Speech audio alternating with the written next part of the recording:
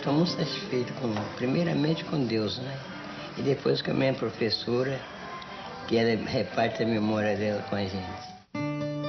Genísio Lotero, um menino de uns 10 anos de idade, poderia estar concluindo o curso primário. No entanto, foi mais uma criança brasileira que não aprendeu a ler e escrever. A história de Genísio é a mesma de milhões de outras crianças que se tornaram jovens e adultos que lutam pelo direito à educação. Olha, é uma história oficial de pelo menos 50 anos. Se discute a questão do analfabetismo no Brasil desde os anos 20, dos anos 30, mas na verdade só a partir de 46, 47 que é oficializado uma primeira campanha nacional de alfabetização de adultos pelo Ministério da Educação. Esse é um momento de pós-guerra, um momento de redemocratização do país, depois da queda de Getúlio, é um momento da criação da Unesco. A Unesco influi na criação desses movimentos no mundo inteiro. Chama-se, a primeira campanha oficial chama Campanha Nacional de Alfabetização de Adolescentes e Adultos. Essa foi uma grande campanha, organizada, coordenada pelo Lourenço Filho. Ela vai de 47 até meados dos anos 50. Ela nasce primeiro porque o governo federal arrecada verbas no Fundo do Ensino Primário e passa a encarar a alfabetização de adolescentes e adultos não atendidos na idade normal da escolarização, de 7 a 10 anos, passa a estender uma ação de ação educativa. Não se propõe só uma restrição de alfabetização, não. O mote é a chamada educação de base. A educação de base, como é definida pela Unesco, ela é uma reposição de todo o conteúdo da escola primária, até mais sofisticado do que a nossa escola primária, que é sistematizada aí pela experiência dos países ricos, desenvolvidos, entende? Ela é proposta repito, para adolescentes, para crianças que não foram escolarizados em idade normal, considerada normal, de 7 a 10 anos. Então, ela tem alfabetização, como leitura, como escrita, como iniciação ao cálculo, ela tem higiene, moral e civismo, uma série de coisas. Claro que até um pouco de extensão agrícola, que está começando no período e tal. A grande crítica que se faz é que ela se restringiu à alfabetização. Ela até é acusada como fábrica de eleitores, por conta que no período de democratização se na verdade estava refazendo os partidos políticos e estava refazendo a base eleitoral. Tá? Essa crítica é um pouco injusta, pelo segundo motivo. Ela estende a escolarização para além das grandes cidades. Ela tem uma característica de uma penetração grande, não no meio rural como a gente entende hoje, naquele meio rural que hoje é meio urbano, Santa Cruz, etc. As cidades periféricas de Salvador, de Pernambuco e tal. E ela entra pelos municípios. Então, na verdade, é um esforço muito grande de expansão da educação para aqueles que não tiveram a escolarização. Claro que muitas crianças de menos de 10 anos aparecem nessas classes. Ela tem esse lado que mais ou menos impropriamente é chamado de ruralização. É muito mais um movimento da escola chegar até os municípios, o que é importante em 45. O índice de alfabetismo desse período era mais de 50%, da ordem de 60%, eu não sei essas coisas muito de cabeça não. Então essa é a grande campanha. As grandes lições dessa campanha são, primeiro que ela é uma forma de você estender a escolaridade obrigatória como ensino supletivo. Quem cunha essa expressão de ensino supletivo é o Celso Bezegel, no primeiro livro dele, que é muito bom, chama Estado e Educação Popular, já esgotado, mas é importante como referência. E ele vai dizer que nesse momento é que o Estado vai se antecipar à demanda da população. Mais ou menos. Não se antecipa não. Há uma aspiração da população próximo do urbano para isso. A outra lição dessa campanha, embora se critique que ela tenha restringido esse grande elenco de conteúdo educativo para alfabetização, a grande lição dela é que ela já mostra, no final dos anos 50, que só a ação de alfabetização não resolve. Só a ação escolar não resolve. Ela tem que ter uma ação mais ampla junto ao que chamava naquele período as comunidades. O Juscelino convoca, em 58, um grande congresso de educação de adultos, aqui no Quitandinha e tal. É engraçado que esse congresso, na verdade, vai falar muito mais de ensino primário do que educação de adultos. O importante dele é que o grupo, todos esses congressos nacionais eram precedidos pelos congressos, chamavam regionais, mas estaduais. Todos os estados traziam relatórios dos congressos estaduais ou regionais e traziam teses para ser discutidas. É típico desse momento. Teses, os professores apresentavam.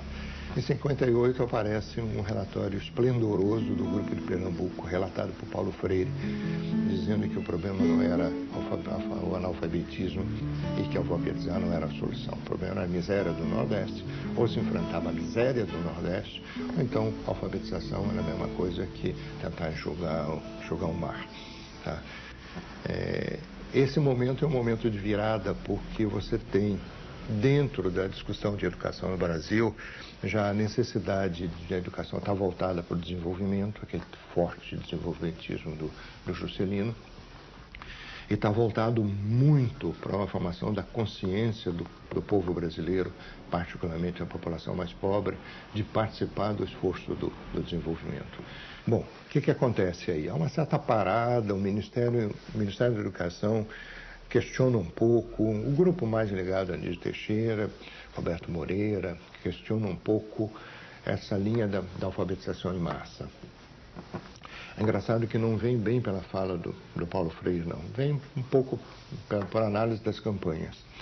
Eles criam uma campanha menor em Leopoldina, chamada Campanha Nacional de Erradicação do Analfabetismo, que vai criar uma expressão muito curiosa que vale até hoje: secar as fontes do analfabetismo.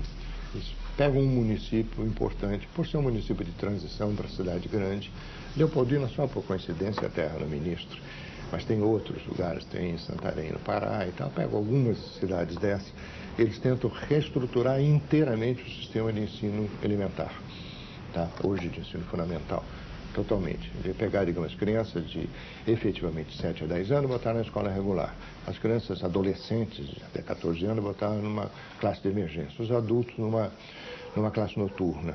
Para isso, eles vão fazer construção escolar, treinamento de professores, material didático, todo novo.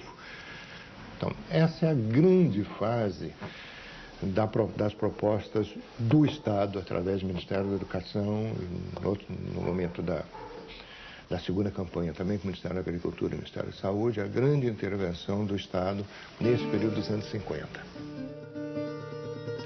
Os meios de comunicação também foram utilizados na tentativa de realizar um trabalho de alfabetização e educação de jovens e adultos no meio rural. Em 1957, surge uma experiência denominada Sirena, Sistema Radioeducativo Nacional, no âmbito da Campanha de Educação de Adolescentes e Adultos, CEAA, coordenada pelo Ministério da Educação, sob a orientação de Lourenço Filho. A proposta era a elaboração de uma radiocartilha. A âncora do Sirena era a Rádio Nacional, no Rio de Janeiro.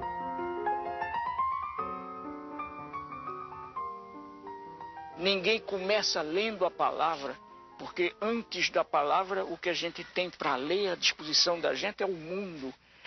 E a gente lê o mundo na medida em que a gente o compreende e o interpreta. E foi isso que os homens e as mulheres fizeram. Milênios depois de ler o mundo é que os homens inventaram a linguagem, e milênios depois, ou séculos depois, é que inventaram a escrita. Duas coisas me impressionaram. Primeiro, que ele nunca começava uma fala, uma conversa, a não ser contando um caso. E ele, a partir do caso, ele ia alinhavando a teoria que sustentava aquele caso, ou que explicava aquele caso. Isso me impressionava, porque meus professores normalmente, começavam dando a teoria e, se fossem bons, terminavam dando um exemplo. O Paulo começava pelo exemplo e teorizava aquele caso que ele contava. E a segunda é que ele dizia que a educação é um ato político, o que era um escândalo na época, porque se achava que a educação era neutra, não podia falar em política. O Paulo foi uma revolução nesse processo educacional brasileiro. Numa visão extremamente conservadora, ele passa a valorizar a prática como fonte teórica e passa a encarar o ato de educar como um ato político. Isso é, dizia ele, ou você faz educação para manter ou faz educação para mudar. E em ambos os casos isso é político. Numa época em que os mais pobres estavam afastados da educação formal, pelo menos. Ele vai se preocupar com esse excluído, que na época era chamado de oprimido. E monta um sistema que valoriza essa educação e esse sujeito excluído. Então você encontra hoje grupos que trabalham com saúde, médicos, que utilizam a metodologia Paulo Freire no campo da medicina. Você encontra, se fazer um passeio pelo mundo, você encontra grupos de artistas japoneses que se inspiram em Paulo Freire. Você encontra um trabalho forte de sindicatos italianos. Então, é um pensamento de uma valorização da pessoa como um sujeito histórico, como alguém que faz cultura, que constrói o mundo, que é uma ideia extremamente atual, e nós estamos, vamos dizer, dos anos 60, praticamente a 50 anos depois. E o Paulo dizia muito, já bem mais para cá, que ele acreditava muito que essa pedagogia dele ainda era uma pedagogia do futuro. Aí que aparece Paulo Freire, muito importante. Paulo Freire consegue, em primeiro lugar, praticamente sistematizar. Eu não falo criar, não, porque o método existia já nas escolas primárias. Tem que sistematizar um método de alfabetização para adulto, em que ele parte da realidade do adulto. Como é que ele faz isso? Num primeiro lugar, com as famosas fichas de cultura. Ele sistematiza 10 situações de aprendizagem, como a gente fala tecnicamente, em que vai mostrar o homem como criador de cultura. A partir de um conceito antropológico de cultura. Até tudo que existe na natureza é cultura, mas o homem modifica isso, então ele faz cultura.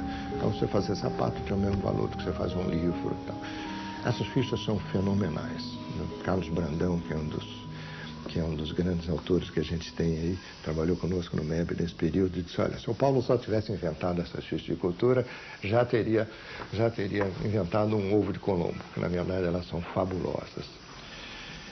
E ele começa o processo de alfabetização logo em seguida dessa discussão das fichas, que coloca o adulto, o jovem, o adulto, o adolescente também, em pé de querer ser alfabetizado, começa com as chamadas palavras geradoras.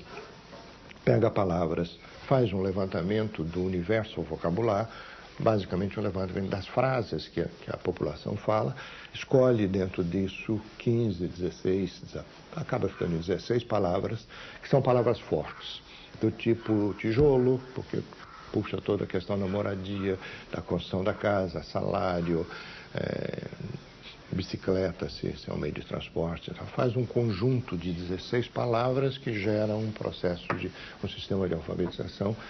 A partir da palavra você constrói, a partir da palavra geradora você constrói outras palavras, a partir da palavra você forma frases, num processo não escolar, num processo de um círculo de cultura, onde você não tem uma aula, tem uma discussão, onde você não tem um professor, tem um animador. Essa é a grande virtude do Paulo, conseguir criar esse método. Esse método se espalha para todos os movimentos. Esse período se espalha para todos os movimentos. Quer dizer, mesmo que não se use, por exemplo, na escola radiofônica, Esse processo dele não deu tempo de se adaptar a isso para a escola radiofônica, para nada. Ele é usado em todos os treinamentos. Eu vou usar um termo que eu não gosto, mas era usado. A grande massa de manobra dessas campanhas, desses movimentos, não eram campanhas, desses movimentos, era o grupo estudantil. Universitário, na geração da experiência, na coordenação, estudantes secundaristas na execução dessa experiência, junto com o universitário. O Brasil inteiro. Isso é um rastilho de pólvora, o Brasil inteiro faz isso. Isso vai gerar, o ministro da Educação era Paulo de Tarso convida Paulo Freire para fazer um plano nacional de alfabetização a partir desse sistema dele. Não sei se vocês sabem, esse sistema ficou famoso por conta de algumas reportagens de Antônio Cândido. Antônio Cândido era articulista do Jornal do Brasil, fazia reportagens nesse período do Arraiz, ele tem livro escrito, Tempo de Arraiz e tal, e foi Angicos. Ele fez uma reportagem de página inteira no Caderno B do Jornal do Brasil, dizendo que Angicos se alfabetiza em 48 horas. Isso aí pegou. Se era efetivamente 48 horas, não sabe. Algumas pessoas são alfabetizadas, 48 horas de aula, tá? Não 48 horas corrida, 48 horas de aula. Isso pegou. Foi um negócio assim que explodiu no Brasil inteiro. A militância estudantil era um negócio assim esplendoroso. Não precisava dizer fechar a escola para alfabetizar, não. Fazia escola e fazia alfabetização direto, com o jeito que podia. Tudo, cidade, coisa. Só o MEB entrava na zona rural. Esses outros movimentos entravam próximo do rural. O Angicos hoje é relativamente perto. Naquele tempo era 2 ou 3 horas de rural, era longe, mas era um rural passagem para Natal, entende? O MEB não, o MEB vai muito longe, o MEB vai para os confins.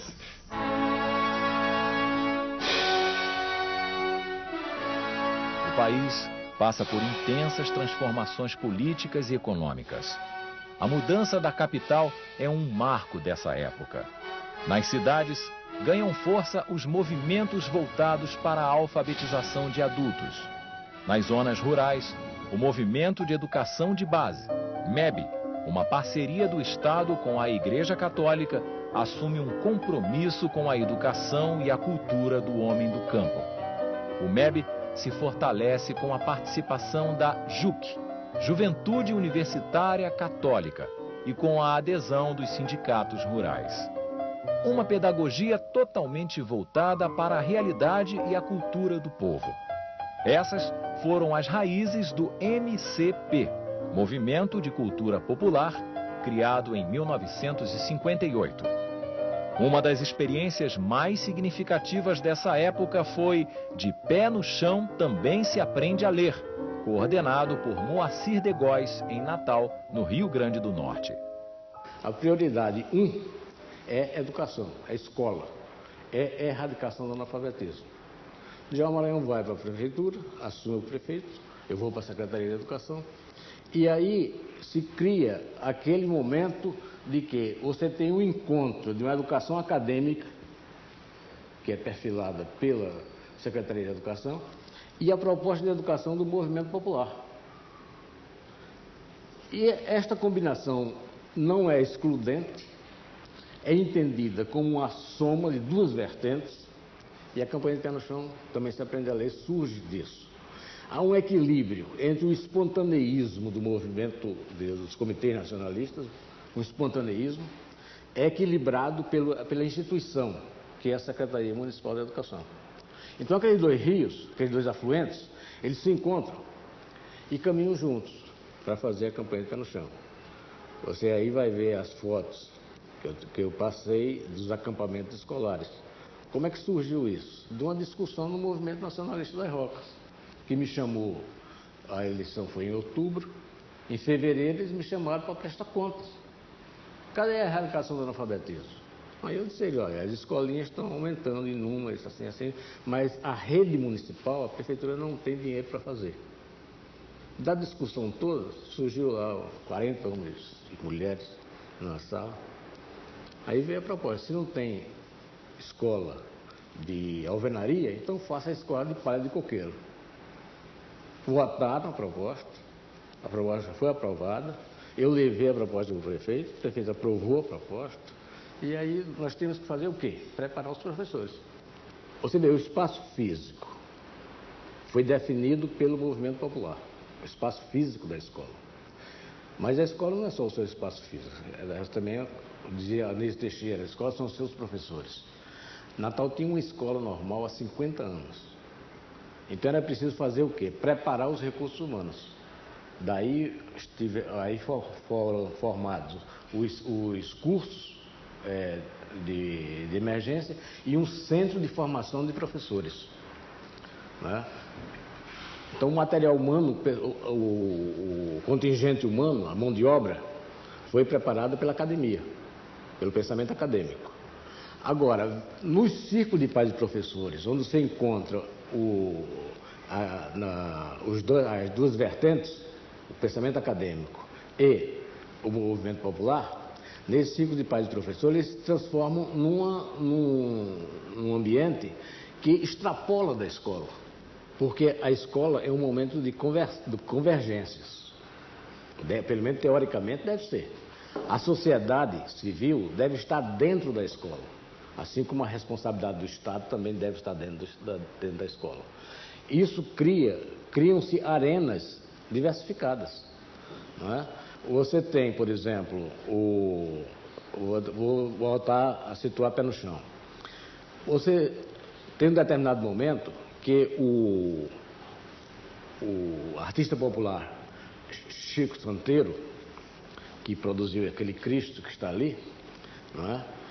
Ele vai ensinar a sua arte aos meninos dos acampamentos escolares. O Bambelô Asa Branca, o Bambelô é aquele coco de roda, chamado também, integra o currículo do acampamento da Conceição, outro acampamento da campanha de Pé no Chão. Não é? Por quê? Porque a gente espera que a recreação, que era uma matéria, recreação não é somente o espaço desordenado de folga de aluno. Para nós, recreação é uma matéria como é português, como é matemática, como é história.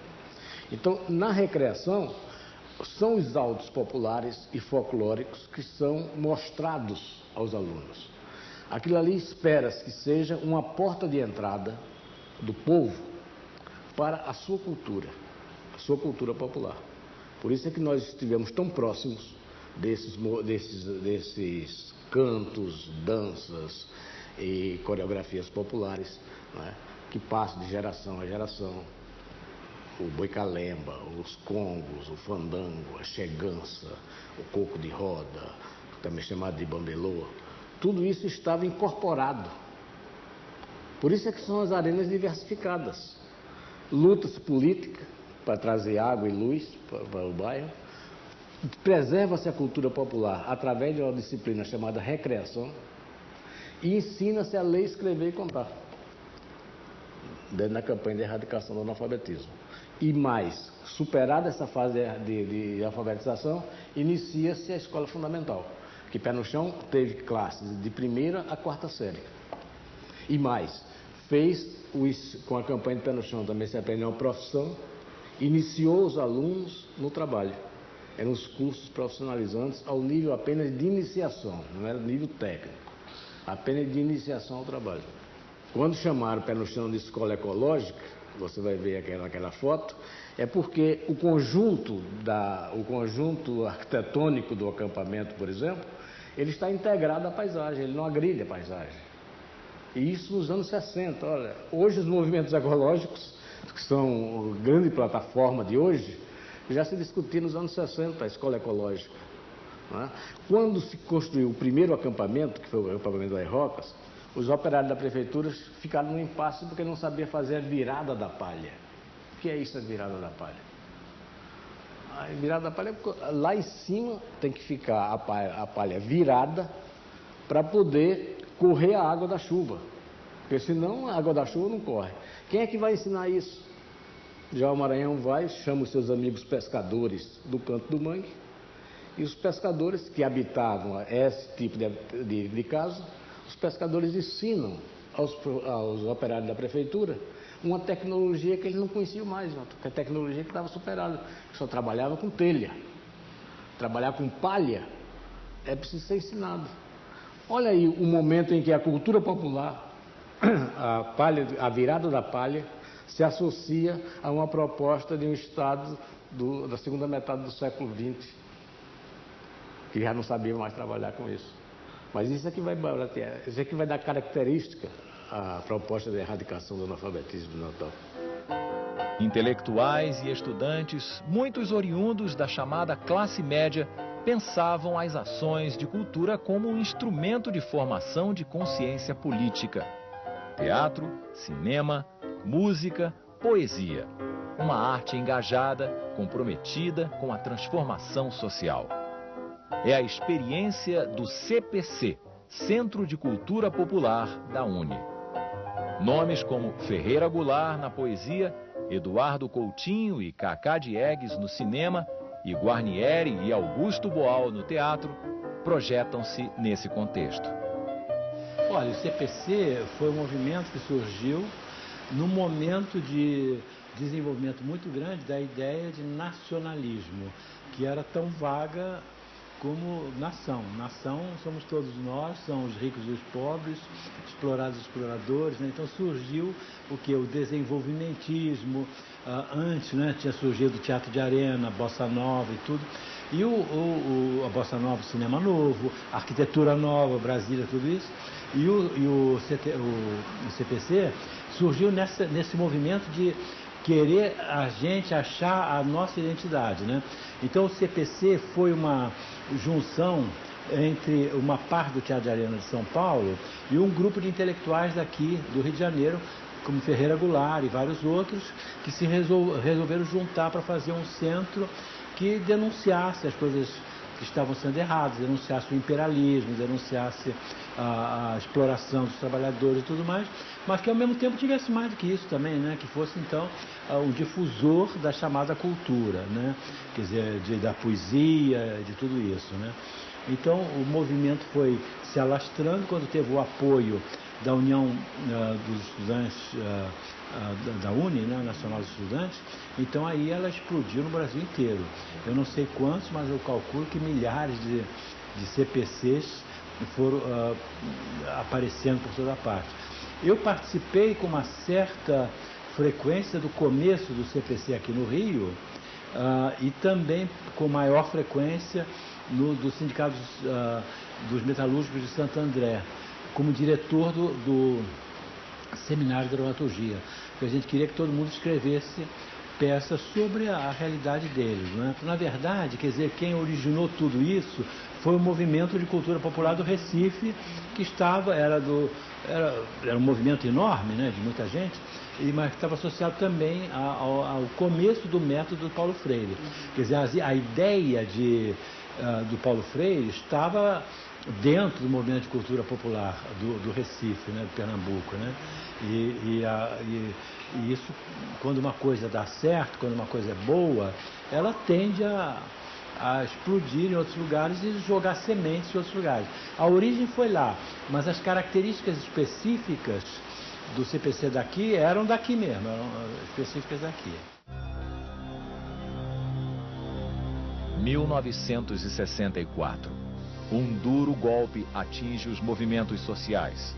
A intensa mobilização popular é estancada. A tomada do poder pelos militares leva a um desmonte dos projetos de organização de base.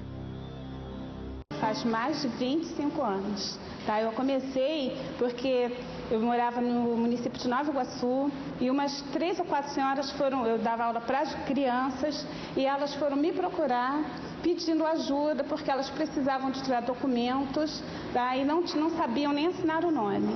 E eu comecei com elas e dali eu me dirigi à comunidade, entrando no Mobral e daí não parei mais. A Cruzada ABC surge em 1965 como uma reação às ideias pedagógicas que tinham em Paulo Freire sua maior expressão.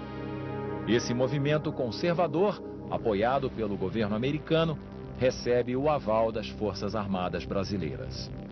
Em 1968, com o Ato Institucional número 5, o regime de exceção recrudesce.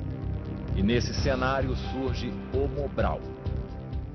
Bom, o Mobral ele foi uma instituição muito marcada pelo momento político que a gente vivia, uma instituição vinculada à ditadura militar e que, obviamente, é uma instituição que, quando o Brasil retoma, né, a democracia, todos pedem o seu fim. Agora, eu acho interessante a gente poder resgatar, talvez seria muito bom uma pesquisa, né, em torno do Mobral, resgatar um pouco a produção, né, muitos materiais que ali foram desenvolvidos e que quando a gente jogou fora o Mobral, a gente jogou a água e a criança, né? Então, se a gente pudesse um pouco recuperar, né, porque exatamente como a gente agora viu na avaliação diagnóstica do Brasil alfabetizado, que o que acontece no campo muitas vezes foge, né, ao controle da instituição que está financiando, no Mobral também existiu isso, né? Então, a cada localidade que ele acontecia, as pessoas daquela localidade, os grupos que ali faziam, ressignificavam essas experiências, né? Isso a gente tem certeza que a gente tem encontrado hoje. Então, só depois de... terminou em 85, né? Só depois de 20 anos do fim do Mobral que a gente hoje pode ver algumas coisas interessantes que dali também foram produzidas. Então, eu acho que o modelo do Mobral como campanha, né, um movimento, aquela campanha, eu acho que não cabe mais, né, na conjuntura que a gente vive hoje. Esse tipo de modelo é um modelo que não cabe. Trabalhar com voluntariado também não cabe mais. Agora, eu acho que o que a gente pode resgatar do Mobral talvez seja a produção, né? Muito foi produzido ali na área de educação e saúde, programa de educação integral, vários materiais que a gente tenta recuperar um pouquinho e ver que seria importante. A ação do Mobral estende-se até março de 1985, quando se transformou em Fundação Nacional para a Educação de Jovens e Adultos, Fundação Educar.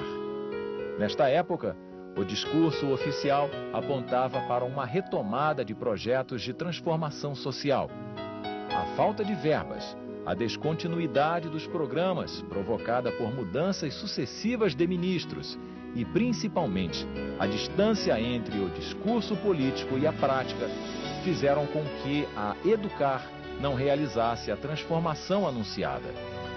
Em tempos de abertura política, a sociedade civil retoma o processo de organização dos movimentos sociais, exigindo políticas públicas voltadas para a educação. Em 1990, surge o Plano Nacional de Alfabetização e Cidadania, PNAC. Em 1997, o Programa Alfabetização Solidária busca parceiros na iniciativa privada. Em 2003, o Programa Brasil Alfabetizado, ligado à SECAD, Secretaria de Educação Continuada, Alfabetização e Diversidades, toma como referência as experiências em debates nos fóruns de educação de jovens e adultos, realizados em diversos pontos do país. Bom, os fóruns de educação de jovens e adultos, eles nasceram em 1996, nasceram de um movimento bastante rico e interessante para a educação de jovens e adultos, que era um momento de interlocução entre diferentes atores que já atuavam na educação de jovens e adultos há muitos anos. Então, universidades, ONGs, sindicatos, administrações públicas e estaduais, né?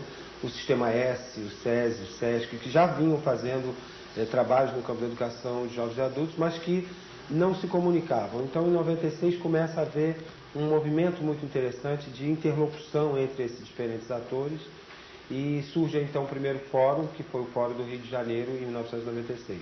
Depois tem uma série de outros que vão surgindo em outros estados, né? A gente sabe que essa área é uma área que foi durante muito tempo marginalizada, né? Por não ser reconhecida como um segmento específico. Nos últimos 10 anos, o que coincide um pouco também com esse movimento dos fóruns, a EJA passa, né? A EJA, como a gente chama de Educação de Jovens Adultos, passa por um momento de efervescência, de muitos acontecimentos no campo jurídico e normativo, as leis que passam a reconhecer a educação como um direito. No campo teórico também, muitos novos estudos começam a ter uma visão um pouco mais completa desse segmento, que é um segmento bastante específico. E os fóruns entram nesse espaço como um espaço de formação, um espaço de proposição, de avaliação e monitoramento também de políticas públicas. A Quinta Confiteia aconteceu em Hamburgo, em 1997, né? É a 5ª Conferência Internacional de Educação de Adultos, que é promovida pela Unesco. E em 96, então, o ano anterior à Confiteia, houve uma série de reuniões preparatórias aqui no Brasil, inclusive um encontro grande que aconteceu em Natal e que foi muito importante também, como espaço de interlocução desses diferentes atores que vieram a formar os fóruns, né? Então, a Quinta Confiteia é uma conferência internacional da qual o Brasil é um país signatário, né? Então, ela também tem uma força de lei no nível nacional, e a importância dela é que ela reconhece a educação de jovens e adultos dentro da complexidade do mundo atual, né? O que significa você pensar na formação de jovens e adultos que estão excluídos da escola no mundo com os problemas e as complexidades atuais, né? Internamente, eu acho que ela tem uma grande força no sentido de contribuir para pensar a educação de jovens e adultos fora daquelas práticas que vinham sendo feitas anteriormente, que eram práticas muito ligadas à militância, à filantropia, e pensar, de fato, na educação de jovens e adultos como um direito, que é um direito garantido pela Constituição, desde 88, e reforçado pela LDB de 96, né, como um segmento específico. Em 2005, a SECAD, em parceria com a Unesco, realiza um trabalho de avaliação diagnóstica do programa Brasil Alfabetizado e faz um mapeamento dessas experiências, com o objetivo de traçar ações que realmente deem conta da questão da alfabetização e da escolarização dos jovens e adultos, na perspectiva da continuidade. O Ministério, junto com a Unesco, né, pensaram essa avaliação diagnóstica, que foi feito, a pesquisa de campo foi feita no ano de 2004, no final do ano de 2004, e a análise no início do ano de 2005. Dois dados interessantes que a gente viu, que mudam um pouco da época do Mobral para hoje. Mesmo no interior, né, não diria na zona rural, mas no interior, de um modo geral, as pessoas já passaram pela escola. Ou seja, daí a gente está vendo uma universalização, existiu sem dúvida nenhuma uma ampliação de vagas, né, uma universalização, entretanto a qualidade dessa universalização não foi suficiente para que levasse, né, essas pessoas a consolidar o seu processo de escolarização. Essas pessoas retornam às classes de alfabetização. Ou seja, uma universalização sem acompanhar uma qualidade dessa educação. A outra questão que a gente viu também é em relação à diminuição dos professores leigos. Quer dizer, agora, um número maior de professores já com uma formação mínima, né? Antigamente, na época, por exemplo, do Mobral, era muito comum você encontrar professores sem ensino fundamental completo, né? Agora, a gente já viu uma diminuição, né, dessas características, embora a gente ainda encontrou, né? Deveria se pensar que não era mais para se encontrar, né? Uma outra questão importante que a pesquisa viu também é em relação à questão do voluntariado, ou seja, essa descontinuidade, né? Alguma coisa que é muito voluntária acaba caindo numa descontinuidade muito grande. A falta de acompanhamento, a falta de supervisão, muitas localidades a dificuldade dessa supervisão, né? Então acaba empobrecendo muitas vezes esse processo. No atual momento político, algumas ideias de Paulo Freire são retomadas. O foco dos processos educativos incide sobre a diversidade dos sujeitos. São 60 milhões de jovens e adultos que têm no máximo 2 anos de escolaridade, né? Você tem 5 milhões de crianças e jovens especialmente que estão no mundo do trabalho, deveriam estar na escola. Então, primeiramente, a formação desse professor, ele tem que entender que ele está trabalhando com um sujeito específico. Este sujeito, jovem adulto, tem rosto, tem origem social, tem cor, tem especificidade cultural, tem histórias diferenciadas. Então, um dos primeiros aspectos é entender este sujeito desde onde ele está.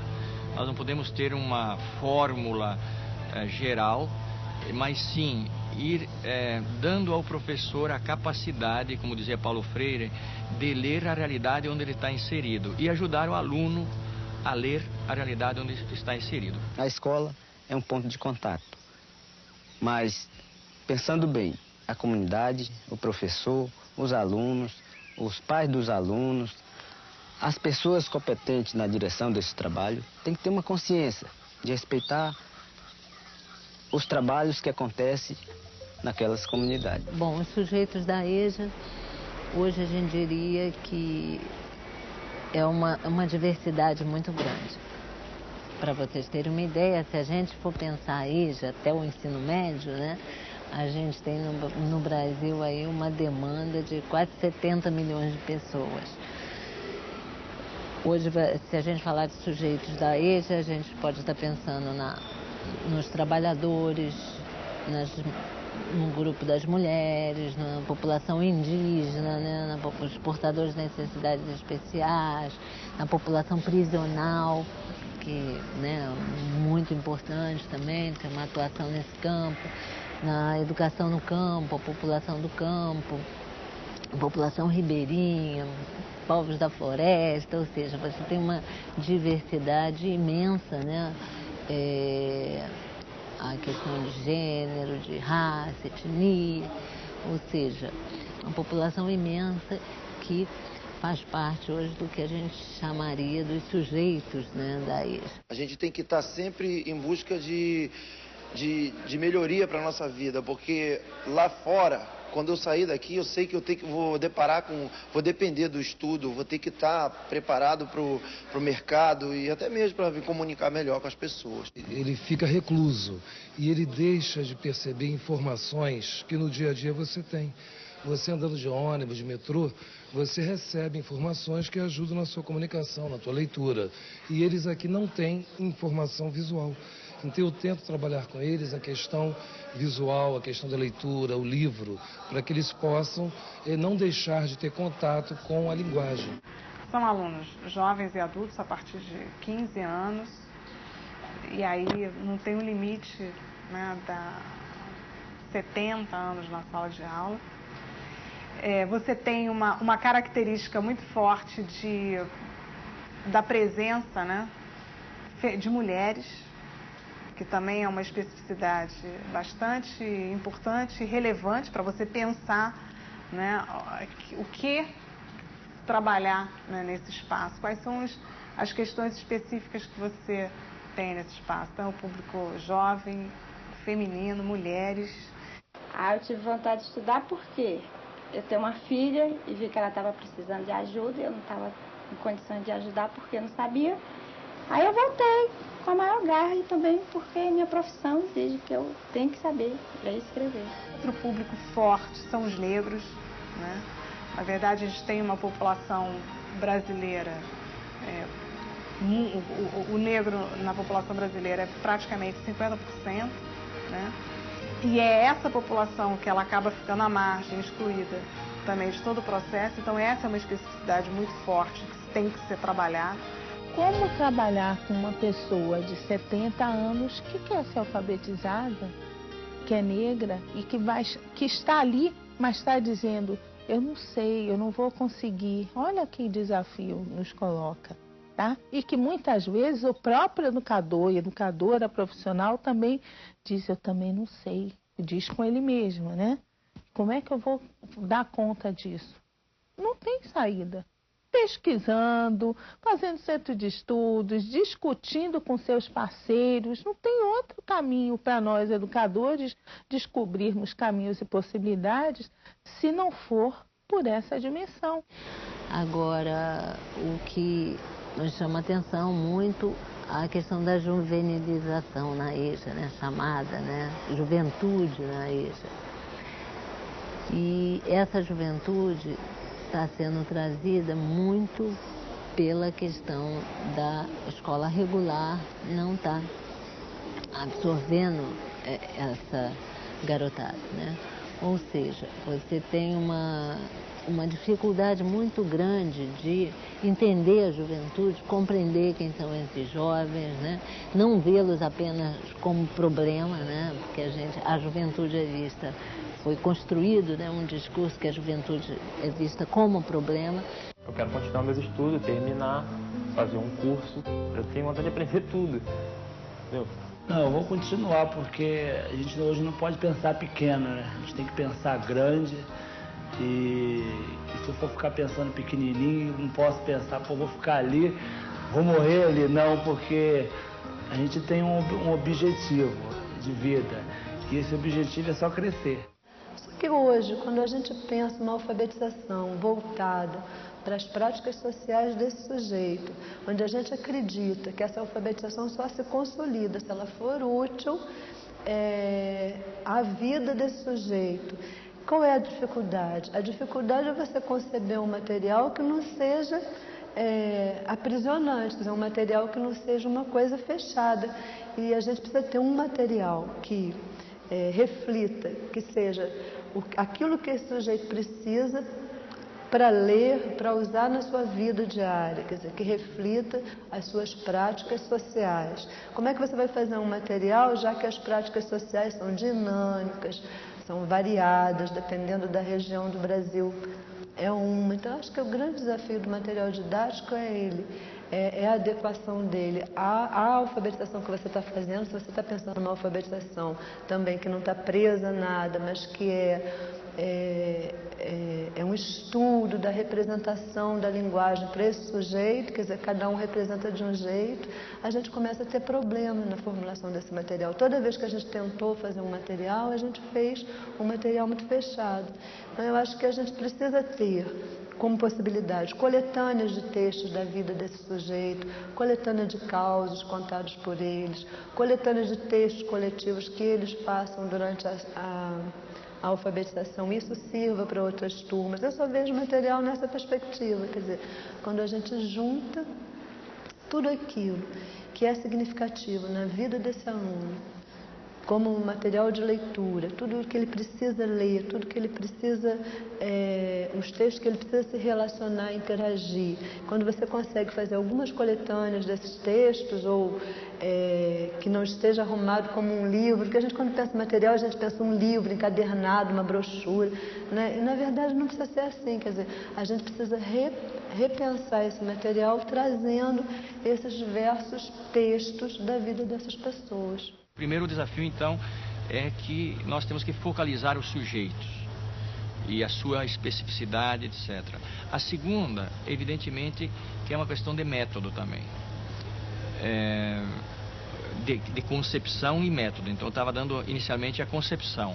Tem que entender esse aluno na sua história, na sua cultura e na sociedade e dar-lhe o rosto que ele tem, não inventar-lhe o rosto.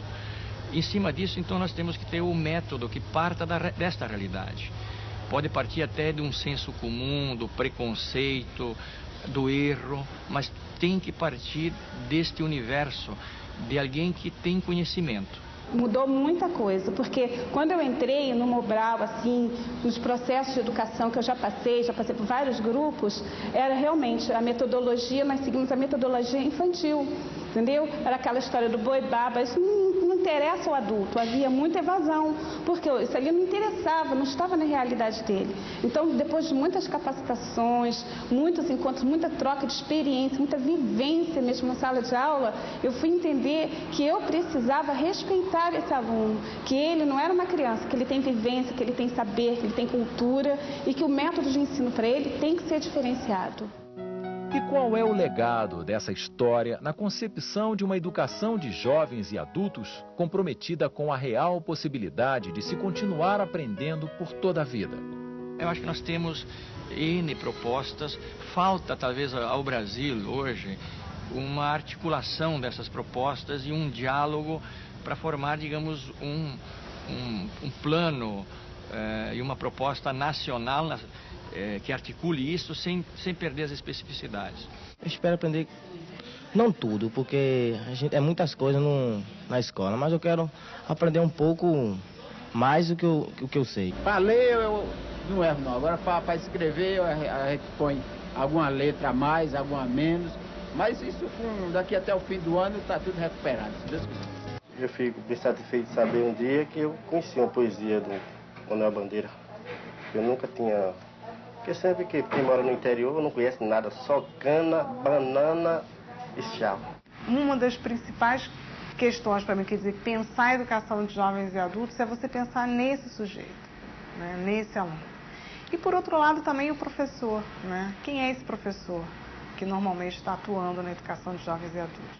Como educadora, assim, a gente acaba ganhando experiência e aprendendo mais da vida, porque as pessoas às vezes mais velhas que eu. Aqui não é só a professora que está ensinando, nós alunos também que sabemos alguma coisa em que o colega não sabe, nós passamos. É um ensinando ao outro. Como dizer que nós que trabalhamos, eu acho que todo educador, professor, o militante, ele tem que ser o que a gente chama de fermento, né? Estar sempre no meio do povo para poder somar, fazer a coisa inchar, crescer. E se não for, não adianta. Eu acho que vai depender disso para que eles possam ir além da alfabetização. Quer dizer, não basta abrir vagas. Abrir vagas é um passo. O segundo passo é a qualidade dessa escola. Então aí, como essa escola não ser uma escola só para criança, como essa escola pensar também no jovem e no adulto que vai estar nela, através de material didático, através de uma metodologia que é para trabalhar com o jovem adulto, através da formação do educador. Não basta apenas ter um programa de alfabetização nos municípios, mas é importante que haja essa garantia de uma continuidade, que esse aluno precisa estudar.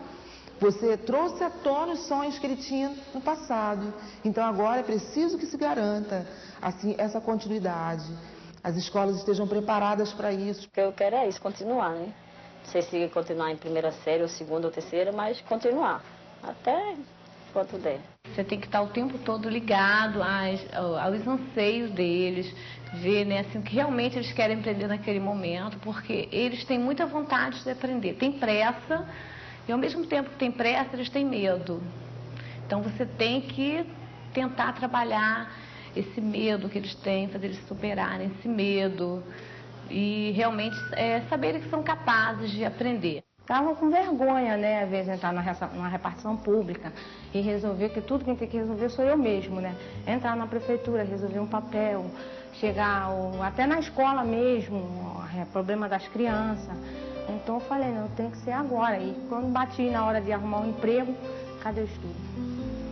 Aí agora eu estou chegando lá. Houve um grande avanço no campo das políticas públicas também para a educação de jovens e adultos. O atual governo criou uma secretaria, pela primeira vez, uma secretaria que cuide especificamente da educação de jovens e adultos. Nós temos avanços que nós não queremos perder nesse momento, né? Então, assim, pensando em termos de futuro, eu acho que seria garantir aqueles avanços que nós já conseguimos, né? Mas reconhecendo também que ainda há muito o que avançar. Eu voltei a estudar e os meus filhos falavam assim, poxa, minha mãe chega do trabalho e vai estudar. Por que a gente não vai estudar? Então, nisso, já estão se formando, entendeu? Então, eles se sentem assim que eu dou essa coragem para eles estarem estudando. E já tenho 2 formados e o outro está caminhando, não quer parar, porque a mãe não para. Eu sempre digo que a EJA é muito generosa, né? Talvez pela sua possibilidade de ser mais flexível, de olhar mais para essa diversidade, desses tempos, desses espaços, ela acaba sendo mais generosa no sentido de receber, né, com maior dignidade essa população tão diversa, né? Então a expectativa é que os meus filhos, meus netos, continuem essa luta, que não se superará a curtíssimo prazo. Há muita coisa a ser feita e eu espero que as gerações mais novas sejam capazes de enfrentar esse processo. Então eu gostaria muito que um dia o Brasil se tornasse um país, não precisa ser igual ao país, mas pudesse, permitisse ter uma experiência como você tem educação de adultos na Suécia, onde você tem uma parte imensa da população, principalmente a população operária e tal, que participam de grupos Nos grupos, essas pessoas realizam aprendizagens em várias direções do interesse delas. Não vai repetir uma campanha. A gente está fazendo um começo de outra história. Essa é a minha expectativa. Que não deixem de mão novamente as pessoas que entraram num curso de alfabetização, saírem, né, sem alfabetização consolidada, sem, né, enfim, com muito pouco na mão. Mas, ao contrário, convoco para o que ele vem produzir. Quer dizer, para mim, me enriquece como ser humano, entendeu? Eu aprendo muito com meus alunos e eu creio que essa troca de experiência me faz crescer e também a minha sala de aula, porque não é só a leitura e a escrita, é a formação do cidadão, e eu cresço também como cidadão. Eu aprendo muito com meus alunos, e que não é só a leitura e a escrita, é a formação do cidadão, e eu cresço também como cidadão.